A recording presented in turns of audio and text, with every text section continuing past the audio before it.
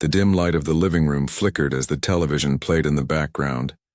But Michael Thompson's mind was far from the show. His thoughts were tangled in a web of memories and emotions. Growing up, his father, a war veteran, had instilled in him and his brother David the values of resilience and unity. Their mother's sudden passing when Michael was only 10 had left a void that changed everything. While David sought solace in the streets, Michael buried himself in academics, becoming the steady force in their household. Their relationship was defined by David's boldness and Michael's stability, often clashing but also complementing each other. In high school, Michael fell in love for the first time with a girl named Sarah.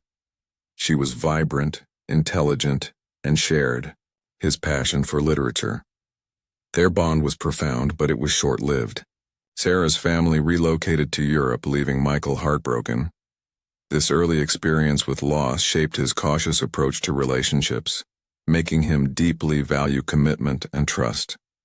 Years later, before Michael married Emily, he briefly mentored troubled youth as part of a community outreach program.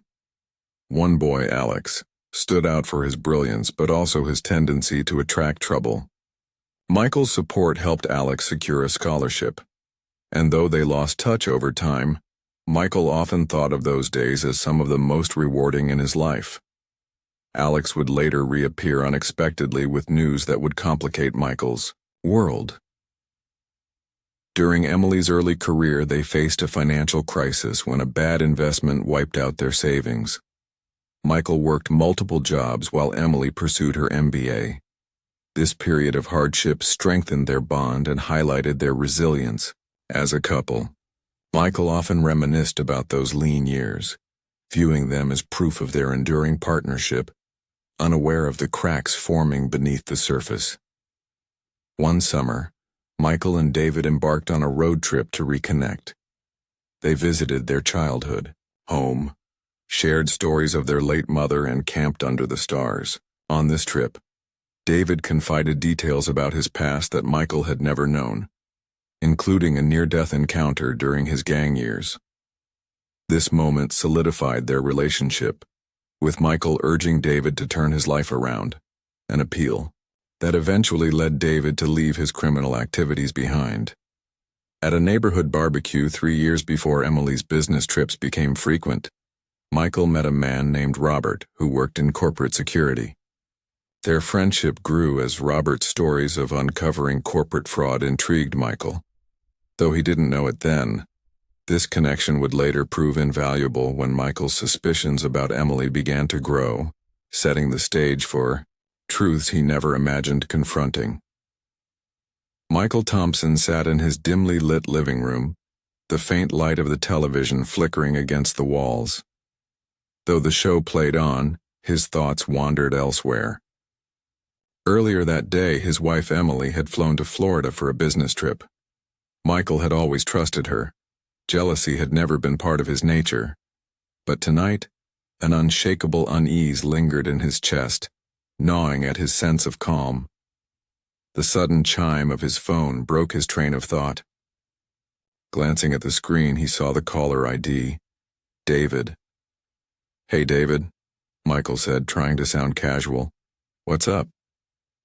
David Thompson wasn't just his brother. He was a man with a reputation. Once a feared gangster with a violent past, David had ruled the streets with ruthless efficiency. His enemies vanished, his rivals crumbled, and his name carried an air of dread. But to Michael, David was family, a fiercely loyal protector who had left that dark world behind at Michael's urging, seeking a quieter, more respectable life. "Not much," David replied, his tone calm but serious. "But we need to talk." Michael frowned, sensing the weight behind David's words. "What about?" "I've been keeping tabs on Emily," David said, his voice steady but laced with something unspoken. "She's in Florida, yeah, but I saw something that doesn't sit right." A chill ran through Michael. "What are you trying to say?" "She's with another man," David said bluntly, This trip, it's not just business. Michael's breath caught. Are you sure? That's a big accusation. I'm sure, David said firmly. I saw her kissing him and I've got the evidence to back it up. Michael felt his stomach twist as his phone buzzed with an incoming message. His hands trembled as he opened it, revealing photos and videos. In one image, Emily was locked in an intimate kiss with a man Michael didn't recognize. Another showed them laughing and holding hands in a hotel lobby. A video captured them in a car, her hand tangled in his hair, his arm draped possessively around her waist. This can't be real, Michael murmured, his voice breaking. It's real, David said, his tone as cold as steel. You needed to know. I wasn't about to let you stay in the dark. Michael's grip on the phone tightened, anger rising to the surface. If you knew, why didn't you tell me sooner?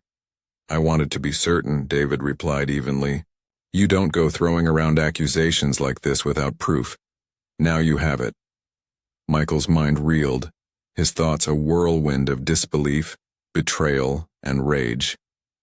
What am I supposed to do with this? You need to think smart, David said. Get a private investigator. Gather solid evidence. If this leads to divorce, you'll need leverage. Without it, you're walking into a storm unarmed. I don't want to go there, David, Michael said, his voice strained. That's not me. I just want the truth. And how do you plan to get it? David challenged. If you confront her without proof, she'll deny everything or worse, turn it around on you. You can't afford to play this wrong. Michael exhaled deeply, his mind racing. David's advice made sense, but the thought of hiring a private investigator felt alien and invasive. I don't know, David. This feels messy. It is messy, David said sharply, but sitting back won't make it go away. Protect yourself, Michael. Get the evidence, then decide what to do. Michael rubbed his temple, the weight of the situation pressing down on him. If I don't, what if I just let it slide? Then you'll live with the lie, David said bluntly, and she'll keep walking all over you. Look, I know this isn't what you wanted to hear, but ignoring it won't make it better. Do it smart or don't do it at all. For a moment, Michael was silent, staring at the damning photos on his phone. Fine, he said finally, his voice tight. I'll hire the PI. But Carl, if I ever get my hands on this guy— Stop, David interrupted sharply. Don't go down that road. I've seen where revenge leads, and trust me, it's not worth it. Let the investigator handle it. Keep your head on straight. Michael closed his eyes, forcing himself to calm down. All right, he muttered. I'll handle this your way, but if there's more, don't let your anger take over, David warned. I'm here, Michael. We'll figure it out. Just be smart about it. After hanging up, Michael sat in silence, David's words echoing in his head. The betrayal cut deep, and the idea of investigating his wife felt like a betrayal of his own.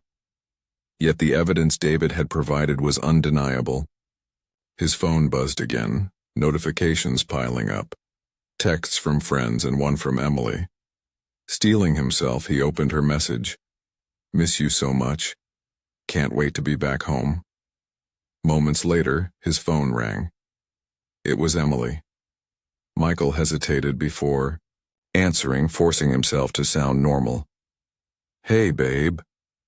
Hey, you, Emily replied cheerfully, her voice warm and familiar. How's everything? I miss you. I miss you too, Michael said carefully, the images flashing in his mind. How's Florida? He asked lightly. Busy but good, she said. Just 2 more days and I'll be home. 2 more days, Michael echoed, keeping his tone even. You okay, Emily? She asked, her voice softening. You sound off. I'm fine, Michael lied. Just tired. Well, I'll make it up to you when I'm back, she said playfully. I promise. Looking forward to it, Michael replied, his voice strained. Michael set the phone down, his hands trembling. The silence in the room was deafening as he stared at it, unable to reconcile Emily's warm, affectionate voice with the betrayal he knew existed.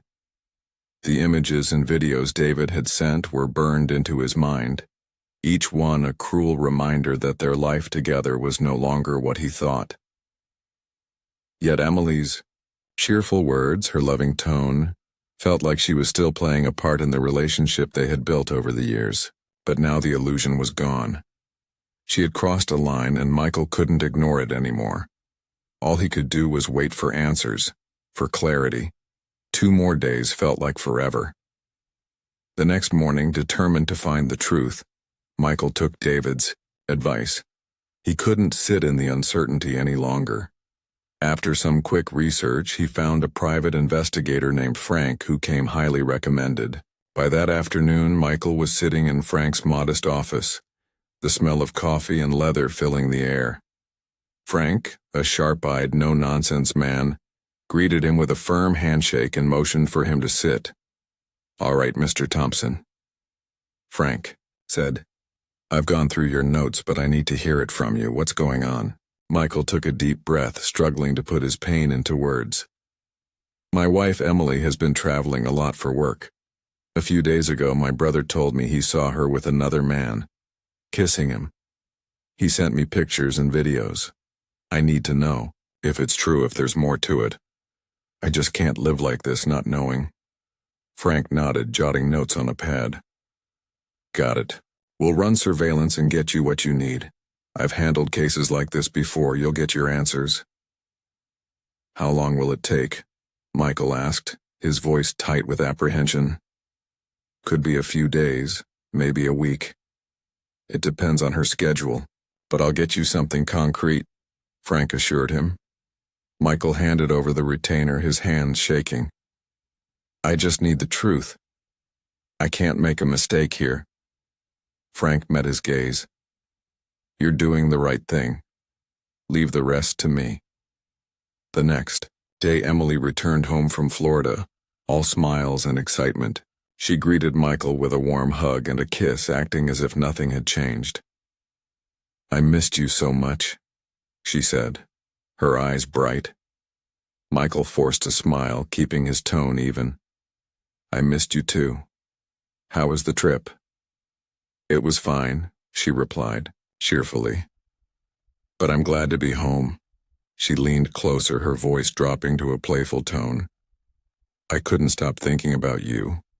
I need you." Michael's stomach churned, but he kept his composure. "Actually, I hurt my back while you were gone," he lied. "I think I need to rest tonight." Emily pouted but nodded. "Okay, but don't keep me waiting too long," she teased before heading to their bedroom. Michael stood frozen, the weight of the situation bearing down on him. How could she act so normal after everything he'd seen? That night, while Emily slept soundly beside him, Michael lay awake, staring at the ceiling. He felt trapped, between the life they had shared and the truth he couldn't ignore. A week later, Michael's phone buzzed. It was Frank. His heart raced as he answered. "What do you have for me?" he asked, his voice tense. "We need to talk in person," Frank said. "I have the report ready. It's important." "Is it bad?" Michael pressed, dread pooling in his chest. Frank hesitated. "Come to the office, I'll explain everything." Michael closed his eyes, bracing himself. The waiting was over, but the answers might be more than he could handle. "I'll be there in 20 minutes, he said before hanging up. He stared at the phone, in his hand, his pulse pounding. The truth was within reach, and there was no turning back now. Michael entered Frank's office, his nerves frayed and his heart heavy. The weight of what he was about to learn pressed on him like a boulder. He had no idea what to expect, but he knew it wouldn't be good. Frank stood behind his cluttered desk, holding a glass of whiskey. "You look like you need something stronger than coffee," he said, sliding a shot of Jack Daniels across the desk. Michael picked up the glass and downed it in one gulp. The burn grounded him for a moment. "Thanks," he said, his voice strained. "Just lay it out for me. What did you find?" Frank pushed a thick folder toward him. "This is everything. I won't sugarcoat it. You're not going to like it." With trembling hands, Michael opened the folder. Inside were pictures clear enough to remove any doubt.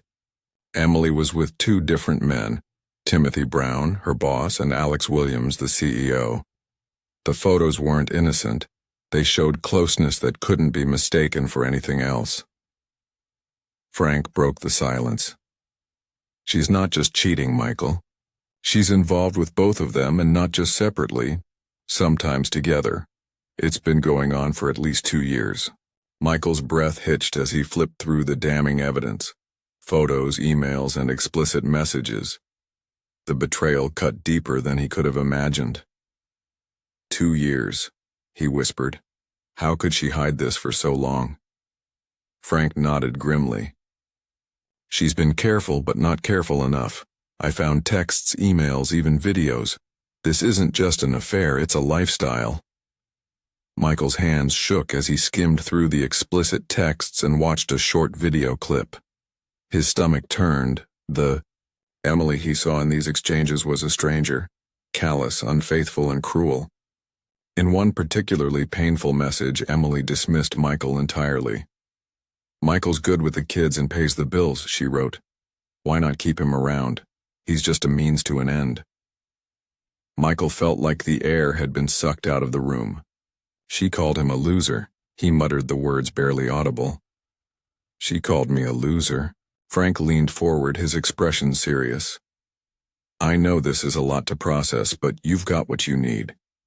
You can confront her or take legal action. Whatever you do, think it through. Don't act on anger alone. Michael nodded numbly, his mind reeling. I don't even know where to start. What do I say? How do I face her? That's up to you, Frank replied. But now you have control. You know the truth and you can decide what comes next. Michael rose from the chair, the folder clutched in his hand like a lifeline. Thanks, Frank, he said, though his voice was hollow. The truth was supposed to set him free, but all it had done was trap him in a new kind of torment. That night, Michael sat alone at his desk, his laptop open. He scrolled through the evidence again, each word and image cutting deeper than the last. The betrayal wasn't just physical, it was emotional, financial, and personal. His wife had not only lied to him but had belittled him, mocked him, and dismissed him as insignificant. Michael's thoughts swirled in a storm of anger, heartbreak, and confusion. The life he thought he knew had been an illusion, and the woman he loved had turned it into a farce. Now all that remained was deciding what to do with the shards of the truth. The next video hit Michael like a gut punch. This time Emily was talking to Alex Williams. This marriage is just a facade, she said casually, her tone void of remorse. Michael's a good provider, but he's never been what I wanted. He's so dull in bed. I want someone who's aggressive, someone who takes charge. I'm just using him. Nice house, kids, stability. As long as I keep the act up, I can still have my fun with you guys. What does it matter? Michael's chest tightened. He had always believed their life together was built on love and partnership. They had raised 2 boys, shared milestones, and weathered challenges side by side. Or so he thought. But this wasn't just infidelity. It was outright mockery. Emily admitting she used him for appearances and financial security while living a double life. Then the worst came as he scrolled through more messages. He stumbled upon a chilling text Emily had sent to Timothy. If Michael ever finds out, I'll ruin him. I'll tell the kids he's abusive. He won't stand a chance if I accuse him of hitting me. I'll take the house, the savings, everything. He's a sucker, and I'm the one in control. Michael froze, his blood running cold. The words echoed in his head like a nightmare. This wasn't just betrayal, it was a calculated plan to destroy him. She had no fear of him discovering the truth because she believed she could dismantle his life completely and emerge unscathed. The arrogance, the cold manipulation was staggering. He slammed the laptop shut, his hands trembling. His mind raced, trying to process the depth of Emily's deception. She had built their life together on lies, using him as a pawn in her selfish game. The worst part was that she knew he was trapped. She banked on his love for their boys, on his fear of losing them, to keep him in check. Pacing the room, Michael ran his hands through his hair. Anger and heartbreak swirled together. He felt like a prisoner in his own life, manipulated by the one person he had trusted the most. How had he been so blind? How could he have missed all the signs? His love for Emily had kept him from seeing. The truth and now the reality of who she was crushed him. But one thing was clear. He couldn't stay in this marriage. Not after this. If Emily was willing to destroy him and weaponize their family for her own selfish gain, he had to fight back. Not just for himself, but for his boys. He wouldn't let her win. Grabbing his phone, he dialed David. His fingers trembled as his brother answered almost immediately. "David, it's Michael," he said, his voice tight with emotion. "I've seen everything. I can't stay in this marriage. She's been lying to me, using me, and now she's threatening to take everything. I don't know how I'm going to fight her, but I have to try." David's voice was steady, a lifeline in the chaos. "We'll figure this out, Michael. Don't rush into anything. You've got the evidence now. We'll take it step by step and make sure you protect yourself and your boys. I'm with you, whatever you need." Michael exhaled shakily, the weight of the situation pressing down on him. The road ahead would be brutal, but for the first time, he felt a flicker of hope. He wasn't powerless anymore. That evening, Michael sat at the dinner table, his mind churning as Emily walked in. Her heels clicked against the hardwood floor. She breezed into the room, smiling brightly and chatting about her day as if everything was perfectly normal. Sliding into her seat, she launched into a story about a successful meeting, excitedly sharing how she'd closed a major deal for the company. She radiated confidence, completely oblivious to the storm brewing within Michael. Michael set his fork down, his gaze fixed on her. This was it, the moment of reckoning. But not yet. He wanted to let her feel the pressure first. So he said casually, masking his simmering anger, "How would you feel if you found out I was seeing two women?" Emily laughed, her response almost flippant. "Oh, I'd cut you off in every way. You'd be sleeping in the guest room, nursing some serious regrets. That's for sure." Michael let out a slow breath, a sly smile creeping across his face. "Interesting," he said smoothly. "Because if I found out you were seeing two men, I guess I'd be justified in doing the same." Her laughter faltered, the smile slipping from her face. She set her fork down carefully, her eyes narrowing slightly as she studied him. "What's that supposed to mean?" she asked, her voice uncertain. Michael kept his tone steady, his gaze unflinching. "Oh, nothing. Just curious if you'd apply the same standards to yourself. You know, hypothetically." Her confidence wavered, her smile now forced. "You're being ridiculous, Michael. I don't know where this is coming from, but it's not funny." Michael leaned forward, his voice calm but cutting. "You're right, it's not funny. But I think you'll find it less amusing when I have everything I need to prove what you've been up to."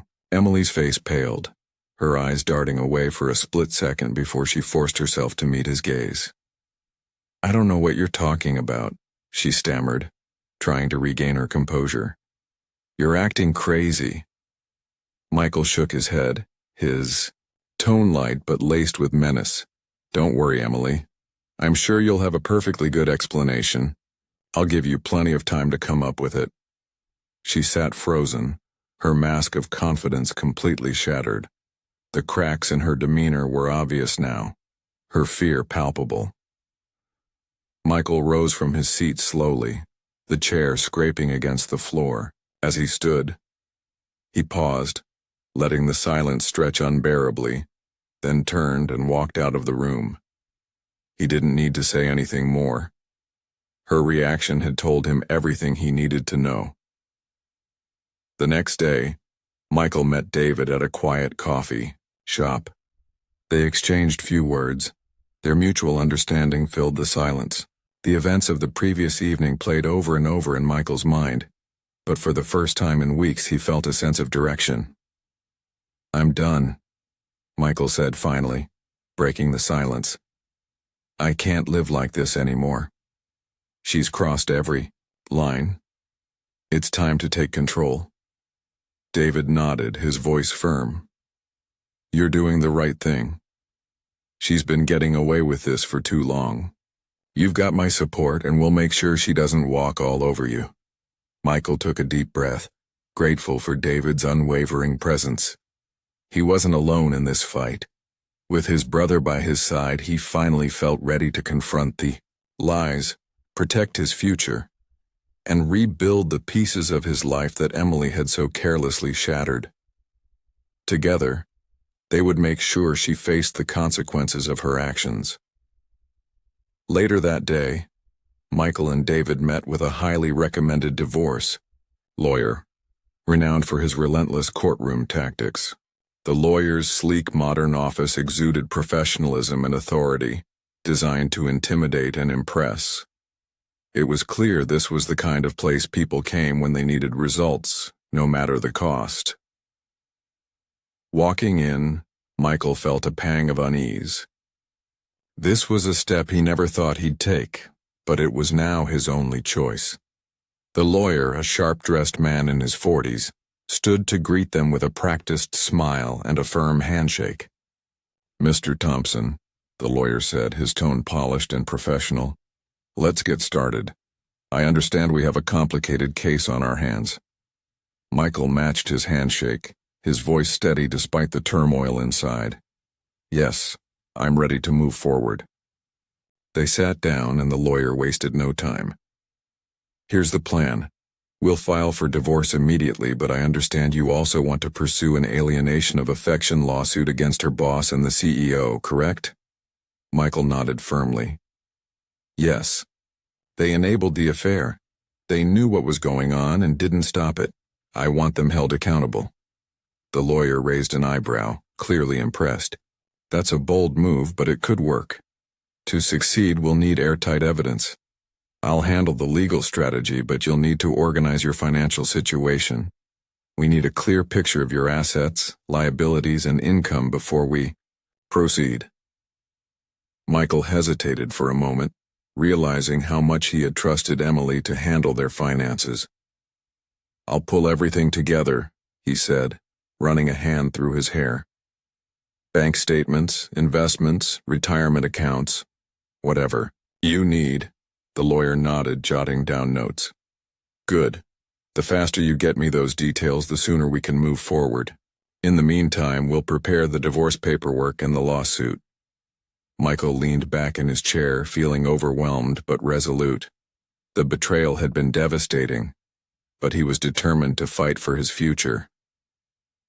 "Let's move quickly," he said firmly. "I'm done waiting." The lawyer gave him a reassuring nod. "I'll have the paperwork ready in 3 days. Focus on your finances and any additional evidence we can use. We'll take it from there." As Michael and David left the office, David gave his brother a supportive pat on the back. "You're doing the right thing," he said. "We'll get through this no matter what." 3 days later, Michael returned to the lawyer's office, this time with David by his side. Tension and anticipation hung in the air as they prepared for the next steps. Michael had made a bold decision. He transferred all his assets to David, for a nominal amount, and loaned him his savings under the guise of a business venture. It was a risky but strategic move to shield his finances from Emily's grasp. The lawyer greeted them with a curious look as they sat down. David wasted no time explaining. Michael has loaned me his savings and transferred all assets to my name for a business venture. The house, investments, everything. It's no longer tied to him. The lawyer smirked slightly, leaning back in his chair. Unconventional but effective. If the judge isn't biased, this could work. It's risky, but I've seen worse. Michael's jaw tightened, but he didn't flinch. I don't care if it's risky. I'm making sure Emily can't touch anything. She won't get the house, the savings, or my future. This is about protecting what's mine. The lawyer nodded, his demeanor turning serious. Understood. I'll get the divorce paperwork ready and include a restraining order. You're within your rights to ensure she stays away from the kids and your property. Michael's voice was steady, his resolve unshakable. Yes, I want her out of my life and away from my kids. She's done enough damage and I won't let her manipulate them. Carl chimed in, his tone firm. He's right. We need to protect the boys. She's not fit to be around them after everything. The lawyer jotted down more notes. We'll file for the restraining order alongside the divorce, but be prepared. This won't be easy. She's going to fight back. Michael clenched his fists at the thought of Emily's inevitable retaliation. He knew she wouldn't let him go without a fight. But it no longer mattered. He was done playing her games. His focus was now on his children, keeping them safe and ensuring their future. I'm ready for whatever's next, Michael said, locking eyes with the lawyer. Just get it done. The lawyer gave him an approving glance. We're on it, Michael. Trust me. We're in this to win. At that same moment, Emily was in the CEO's office, tangled in yet another clandestine affair. She had played this dangerous game for over 2 years, always confident she could keep it hidden, but today felt different. The door was locked, the blinds drawn, but their moment of closeness was interrupted by a sharp knock. Both froze, panic flashing across their faces as they scrambled to adjust their clothes. The CEO fastened his belt while Emily smoothed her blouse, her pulse racing. Who is it? The CEO barked, irritation lacing his voice. The knock came again, more insistent. The door creaked open and a man in a sharp suit stepped inside, holding 3 sealed manila envelopes. He spoke with calm authority. You've been served. Divorce petition for Miss Emily Thompson, a restraining order, and a $2 million alienation of affection lawsuit against the company. Emily's face drained of color as she took the envelope, her hands trembling. The CEO, visibly rattled, accepted his as well. Michael did this, he asked, his voice strained. What the hell is going on? Emily tore open her envelope, her stomach twisting as she scanned the documents. It was official. Michael wasn't just walking away, he was fighting back. The restraining order barred her from their children, and the lawsuit struck at the heart of her career. Her carefully crafted facade was crumbling. How did he find out? She whispered, anger bubbling beneath her fear. She had underestimated Michael, always thinking of him as predictable and weak. But now he had turned the tables. This is a disaster, the CEO muttered, pacing the room. We need to handle this carefully. The company's reputation is at stake. Before they could regroup, the head of HR walked into the office, his expression cold. Alex, Emily, he said, his tone firm. You're both required to vacate immediately. Your access to company assets and premises has been revoked. The CEO's face paled. What? This has to be a mistake. No mistake, HR replied curtly. The board, shareholders, and head office have reviewed the evidence. Texts, emails, videos. Terminations are effective immediately. Legal will handle your severance and benefits. Emily's heart pounded as she looked between the HR head and Alex. Everything was unraveling too quickly. Her affair, her manipulations, her career, what she'd worked so hard to hide was now exposed. Alex, pale and stunned, turned to the HR head. "You can't just do this. I've given years to this company. What about everything I've built here?" The HR head's expression remained cold. "The company doesn't tolerate this kind of behavior. You've compromised not just your position, but the organization's integrity. Shareholders will decide the next steps, but for now you're both out. Clear your desks and leave." He shifted his gaze to Emily. "Your access to the building and company systems is revoked. Make arrangements to gather your belongings by the end of the day." Alex clenched his fist but knew he had no choice. He turned to Emily. "We'll figure this out. We need to make some calls. This can't be the end." But Emily wasn't listening. Her thoughts were fixated on the evidence, emails, texts, and videos that had been sent to the board, shareholders, and everyone else who mattered. The truth was out, and there was no one to blame but herself. By the time Emily reached her car, her phone rang again. It was Timothy Brown, her boss. His voice was frantic. "Emily, I've been served divorce papers, restraining orders, everything. My wife has the texts, video. We're both screwed." Emily gripped the steering wheel, her knuckles white. "It's over, Timothy," she said flatly. "Michael has it all. He's filing lawsuits, and the company's done with us. There's no way out." Timothy swore loudly. "My wife's already served me, same as you. I'm finished."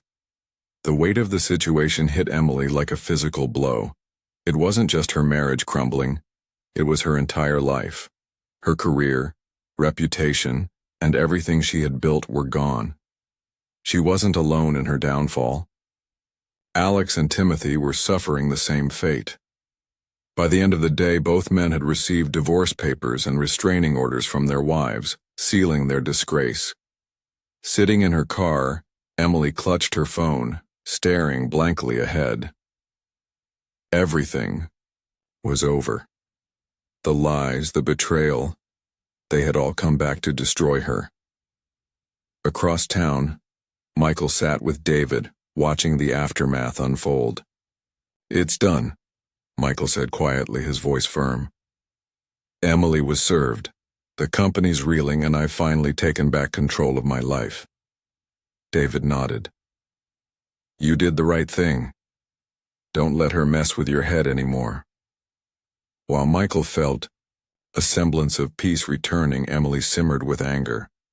Days of humiliation and bitterness consumed her. Michael had exposed her, taken everything from her, and left her life in shambles. Now all she wanted was revenge.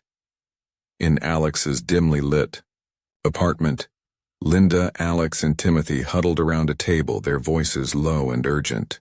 The rage in Emily's eyes was unmistakable. She was no longer the woman trying to keep up appearances. She was someone consumed by vengeance. "I want to pay," Emily hissed, her fists tightening. "I want him to suffer the way I have. I want him gone." Alex, trying to remain composed, exchanged a glance with Timothy. "We'll need a solid plan, no mistakes. It has to look like an accident." Timothy, known for his recklessness, smirked darkly. "Don't worry, he'll never see it coming." As Michael sat at home, the silence around him only amplified the emotional wreckage of the past few days. The house was eerily quiet, with only the occasional creak of the floorboards or the hum of the refrigerator breaking the stillness. David stayed close, vigilant and ready for anything, knowing Emily's escalating fury made the situation volatile. Despite his physical and emotional exhaustion, Michael drew comfort from David's steady presence. Around midnight, a sharp, loud knock shattered the quiet. "Who the hell is that?" Michael muttered, startled. David was already on his feet, instinctively reaching for the weapon he kept nearby. Before he could get to the door, it burst open, and Emily stormed in, followed by Alex and Timothy. The tension in the room exploded as Emily pulled a tool from her bag, her shaking hands aiming the barrel directly at Michael. "Did you really think you could ruin my life and walk away unscathed?" Emily hissed, her voice venomous. Her wild eyes betrayed the unstable fury driving her actions. Before Michael could respond, 2 firearm discharges rang out. He doubled over, collapsing to the floor, clutching his stomach as his breath came in sharp, uneven gaps. The metallic tang of blood filled the air as David moved swiftly, grabbing his tool from the drawer and firing back with precision. "Get out of here," David shouted, his voice commanding as bullets splintered the walls around them. Emily screamed, ducking behind Alex and Timothy as the chaotic exchange unfolded. David's quick response caught them off guard. Panic overtook their bravado, and they scrambled for the door, their retreat frantic. Their plan unraveled in the face of David's fierce defense. Emily was the first to flee, with Alex and Timothy close behind. The sound of their footsteps faded into the night as David turned his attention to Michael. David dropped to his knees, placing his hands over Michael's stomach in an attempt to stop the bleeding. His voice was steady but urgent as he pulled out his phone and dialed emergency services. "My brother's been shot. 2 firearm discharge wounds to the stomach," David said urgently. "We need an ambulance now." Sirens wailed in the distance, growing louder as help neared. David stayed by Michael's side, applying pressure to the wounds. His voice was low and steady as he tried to keep Michael conscious. "Stay with me, Michael. You're going to be okay." Hours later, Michael lay unconscious in a hospital bed, stabilized but weakened from the ordeal. David paced the waiting room, the gravity of the night pressing heavily on him. Police had already begun piecing together the events.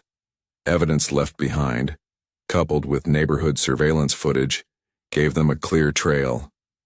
Emily, Alex, and Timothy were now fugitives as the authorities issued an APB for the trio. David couldn't shake the image of his brother, gravely injured, lying helpless on the floor. His anger simmered, and the desire for retribution grew stronger with every passing moment. David sat alone in his car, gripping the steering wheel as his thoughts churned.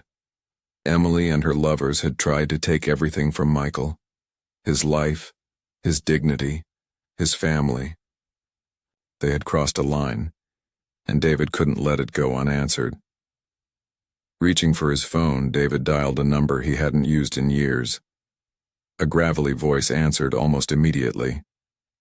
"David? It's been a while. What's going on?" "I need the crew," David said, his tone cold and resolute. "Michael was attacked.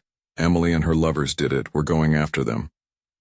There was a brief pause before the voice replied, "Say no more. Where do you need us?" David quickly laid out the plan. A few of his trusted crew members would stay behind to guard Michael at the hospital, ensuring no further threats reached him while he recovered. The others would join David in tracking down Emily, Alex, and Timothy. These men were no strangers to taking care of unfinished business, and David didn't need to elaborate. They knew exactly what was at stake. David immediately called the private investigator who had managed to uncover Emily's location after the shooting. "She's staying at 4516 Edgewood Avenue," the PI said. "She's there with the other 2. Be careful." "Thanks," David replied, his voice cold and resolute. Gathering his crew, David drove toward the address. The tension in the car was thick. Every man was focused and ready. There was no room for hesitation. Emily and her accomplices needed to face the consequences of their actions, and David was determined to ensure they couldn't run. When they arrived, they surrounded the house swiftly and silently. Through the lit windows, shadows moved inside. David gave a signal and his men burst through the door, splintering it with a crash. The house erupted in chaos as David's crew flooded in, tools drawn. Inside, Emily, Alex, and Timothy froze in, shock. Their expressions shifted from confusion to fear. "What is this?" Alex stammered. but David silenced him with a glare, stepping forward. "You've caused enough damage," David said coldly. "Now you're going to pay." Emily's bravado evaporated as fear took over. "Wait, David," she pleaded, her voice shaking. "This isn't what it looks like." "Shut up," David snapped, motioning for his men to restrain them. Emily, Alex, and Timothy were bound tightly and shoved against the wall. David loomed over them, his voice low and menacing. "You thought you could ruin Michael's life and walk away. You were wrong." Linda squirmed, her wide eyes filled with panic. "You can't do this," she cried. David leaned closer, his tone ice cold. "You're out of options. No one's coming to save you." The room fell silent, except for their shallow breaths. David's men secured the house, ensuring there was no chance of escape. This wasn't about ending them, not yet. It was about making them understand the consequences of their betrayal. "You're going to wish you never crossed my family," David said, his words cutting through the still air. "This is only the beginning." The crew moved quickly, transporting the restrained Emily, Alex, and Timothy in a convoy of 3 SUVs. The captives sat in the lead vehicle, bound and gagged, their muffled protests ignored. The atmosphere inside the cars was tense, charged with purpose. David sat in the second vehicle, his face set with a grim determination. His brother's life was hanging by a thread, and David wasn't about to let those responsible get away unscathed. One of the drivers broke the silence. "Are you sure about this, boss? This is serious." David didn't hesitate. "They tried to liquidate my brother. They crossed a line that can't be uncrossed. They'll pay for what they've done." The driver nodded, saying nothing more as they approached. A remote location David had chosen carefully, isolated and barren. It was the perfect spot for what he had in mind. The convoy crossed the border without issue, their movements efficient and practiced. David's crew had seen dangerous situations before, but this was different. This was personal. Under the moonlit sky, the SUVs rolled to a stop in a dusty clearing. The men exited the vehicles and dragged the captives out. Their struggles were futile as they were thrown to the ground.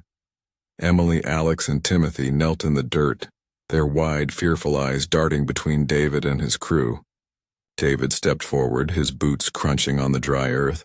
His gaze was icy, his voice calm but laced with fury. "You thought you could destroy my family and just walk away," he said, shaking his head slowly. "You've made a terrible mistake." Emily's tear-streaked face turned toward him, silently pleading. David crossed his arms, the machete in his hand catching a cold, merciless gleam in the moonlight. "You know, I gave up that life. The crime, the violence. All for my brother and his kids." David continued. "They were my anchor, the reason I tried to be better." He paused, his piercing gaze flicking between the captives. "But then there are people like you. You push, you destroy lives, and now here I am, dragged back to the darkness I fought so hard to escape." David moved closer to Emily, his imposing frame casting a long shadow over her trembling form. "You've stirred something in me," he murmured, his voice dropping to an almost intimate whisper. "Something I thought I'd buried for good. You brought the devil out of his grave." A tense, loaded silence engulfed the clearing. At David's signal, 2 of his men yanked Emily to her feet. She swayed unsteadily, her knees buckling beneath her as they forced her upright. "Turn her around," David commanded. One of his men roughly spun her to face Alex and Timothy, who remained bound and kneeling. David loomed behind her, resting the blade casually on his shoulder. "Let me ask you the same question my brother once asked," he said, leaning in close to Emily's ear. "What happens when Michael finds you like this with 2 men?" Emily gasped sharply, frozen in terror. Her eyes darted helplessly to Alex and Timothy, whose expressions were wide with horror. The tension was stifling, broken only by the faint rustling of the wind through the surrounding trees. David remained still, his face a mask of cold indifference. The blade in his hand caught a faint glimpse of moonlight. "You were so bold before, Emily," David said with quiet disdain, his voice dropping to a mocking tone. "Wasn't it you who said you'd chop balls? Well then?" His voice trailed off as he gestured sharply. His men seized Alex and Timothy, dragging them to the ground despite their desperate attempts to resist. Their muffled cries grew louder, but David's demeanor remained icy and detached. "Hold them," David ordered. His men tightened their grip, pinning the two down as they thrashed against their restraints. Alex's eyes bulged in terror and Timothy's struggles grew frantic. David approached Timothy first, his movements deliberate and calculated, like a hunter circling its prey. Crouching to meet his captive's gaze, David spoke softly, his words carrying a chilling finality. "You thought your wealth and power made you untouchable, that you could destroy lives without consequence. Think again." With a firm resolve, David swung the machete downward. A loud crash echoed through the clearing as it struck the ground near Alex. Dark stains spread across the ground as David shifted his focus to Timothy. Linda's sobs grew louder, her body racked with uncontrollable shudders as she witnessed the gruesome scene. "Please!" she cried through her gag, her voice fractured and desperate. "Stop, please!" David didn't so much as glance at her. His cold focus shifted to Alex. "You thought you could destroy my brother's life, take his family, and walk away unscathed," he said, his tone calm but razor-sharp. "Actions have consequences. Now you'll face yours." With a firm resolve, David swung the machete once more. Its motion was deliberate and unyielding. Timothy gasped sharply, his panic evident as David's steely gaze held steady. A silent warning sent shivers through everyone present. "Take them," David instructed his men, motioning toward the two maimed captives. "Dump them at the nearest hospital, alive." Turning to Emily, now collapsed in a heap of despair, David's eyes burned with cold fury. "You aren't walking away either, but first you'll learn what happens when you cross the wrong man." David's silhouette loomed over her trembling form, the machete dripping onto the parched earth. His expression was unreadable, his voice eerily calm as he tilted his head, speaking with a sinister edge. "I should have started with you." The weight of his words struck Emily like a hammer blow. A guttural scream tore from her throat, cutting through the still night as David moved with deadly precision. The machete swung through the air, its motion swift and deliberate, leaving an indelible mark on the tense atmosphere of the clearing. Emily crumpled to the ground, clutching her chest as agony racked her body. Her cries were primal, raw, and unrelenting, echoing into the emptiness around her. David stood over her, his chest rising and falling in steady rhythm, his face carved from stone. He watched her passively as she convulsed, tears streaking her face, her screams devolving into harsh, ragged sobs. "Now you understand," David said, his voice devoid of warmth. "That's the kind of pain you've inflicted on others through your lies, your betrayals, your greed. You've made suffering your currency, and now you're paying the price." For a moment the clearing was silent except for Emily's shuddering gasps. David wiped the machete clean on the hem of his jacket with methodical precision. His gaze swept to his men, who stood at the edges of the scene, their faces grim and resolute. "Do you know why we call this place the Spot?" David asked, his voice cutting through the silence like the edge of his blade. Emily lifted her head weakly, her face contorted in pain. She couldn't respond, her faint, gasping breaths the only acknowledgement she could muster. David's lips curled into a dark smile, his eyes scanning the tree line. "It's where we leave the scraps for the scavengers." As if summoned, Faint shapes began to appear at the perimeter of the clearing.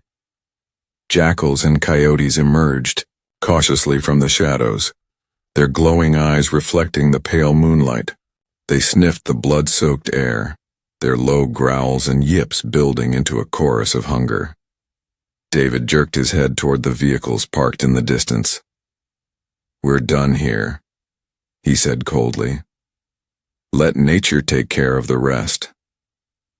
Without hesitation, the group began to retreat, their footsteps crunching softly on the gravel as the scavengers crept closer. Emily's muffled cries mingled with the growls of the advancing beasts. The horrifying sounds faded into the night as David and his men disappeared into the darkness. The sterile hospital room was quiet except for the rhythmic beep of a heart monitor. The fluorescent lights cast a harsh glow over the bed where Michael lay, his face pale but composed. A uniformed officer stood nearby, his tone professional, yet detached as he spoke. "We recovered remains near the border," the officer reported. "It appears they were attacked by animals. Your wife and 2 unidentified men. It was a gruesome scene." He paused briefly, studying Michael's reaction. "Unless new evidence surfaces, the case will be closed." Michael nodded slowly, murmuring his thanks as the officer left. His gaze shifted to David, who sat by the window, his posture casual but his eyes fixed on the hospital parking lot below. "David," Michael said softly, his voice steady despite its weakness. "Was it you?"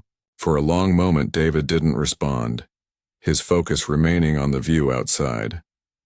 Then, with a slight shrug, he turned to face his brother, his expression unreadable. "I wouldn't know anything about that." David replied evenly, a faint twitch at the corners of his lips betraying the ghost of a smirk. Michael exhaled, a dry, humorless laugh escaping his lips. A fleeting glimmer of understanding passed between the brothers. David allowed himself a small, knowing smile before standing and adjusting his jacket. "You know, David," Michael said, his tone laced with dry humor. "I might have just saved you a fortune in court fees." David shook his head weakly, a faint chuckle escaping his lips. "You're one hell of a guy, David." David turned toward the door but paused before leaving. "I've got to head out for a while, Michael," he said, his voice quiet but firm. "There's no running from what I am. Sooner or later the shadows pull me back." "David," Michael began, but his brother raised a hand, cutting him off. "Take care of the boys," David said. "That's all that matters." With that, David stepped out, leaving Michael in the dim hospital room. Outside, a group of men waited in silence, their presence formidable, their expressions betraying nothing but loyalty. One of them stepped forward, holding a sleek black jacket embroidered with a vivid red dragon. David took it, a faint smile playing on his lips as he slid it over his shoulders. The weight was familiar, the fabric carrying an air of power and authority. His men watched him with quiet respect as David adjusted his cuffs, exuding an unshakable confidence. His gaze swept over the crew, his sharp eyes betraying a steely resolve. "Let's get moving," David said simply. With that, the group departed as one, their footsteps fading into the night. Behind them, the faint glow of the hospital lights dimmed into obscurity, and David Griffin, once a man trying to leave the darkness behind, embraced it once more. Months after the chaos, Michael Thompson began piecing his life back together. His sons were his anchor, their laughter and innocence giving him purpose. The divorce was finalized, and the restraining orders ensured his home was a safe haven once again. Michael embraced his role as a father, pouring his energy into rebuilding their world. But whispers of David's actions lingered, casting a long shadow over the family. David disappeared into the underworld, his name spoken in hushed tones. Stories of his return to power spread, painting him as a ghost of vengeance, a man who could not escape his nature. For Michael, the memory of David's unwavering loyalty was bittersweet. He owed his brother his life, but at what cost? As he watched his boys play in the yard, Michael felt the weight of gratitude and sorrow. His brother had walked into the darkness to ensure their light remained. Far away in a distant city, David sat in a dimly lit room surrounded by his crew. A new chapter of his story was unfolding, one written in shadows and fire. The dragon on his back burned bright, a symbol of the man he had become and the sacrifices he had made to protect his family. For Michael, the future was a path of hope. For David, it was a road of reckoning. But for both brothers, the bond of family was unbreakable no matter how far their paths diverged.